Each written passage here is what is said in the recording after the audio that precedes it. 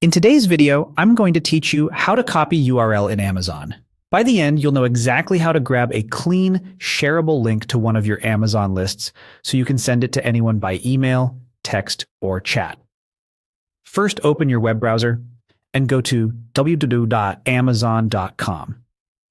This walkthrough is for the desktop site, and the steps are very similar if you're on a laptop. If you're automatically redirected to a regional Amazon site, that's fine. The layout is usually the same, and the buttons we're using will still be there. Next, look toward the top right of the page for the Account and Lists area.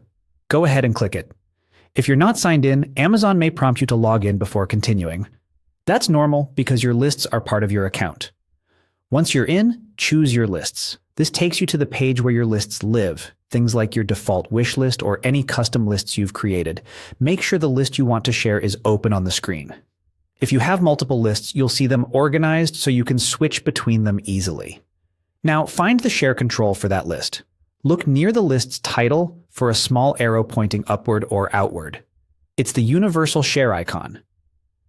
Click that arrow. This opens a small menu dedicated to sharing options for the list you're viewing. From the Share menu, select Copy Link.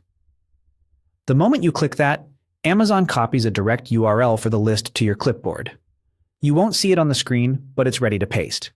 You can now move to any app, your email, a messaging thread, a document, and paste the link using your usual shortcut, like Ctrl+V on Windows or Command+V on a Mac. A quick note on what you just copied. It's a clean, stable link specifically intended for sharing a list. That means it's better than grabbing whatever you see in the browser's address bar because the share link is designed to work reliably for other people.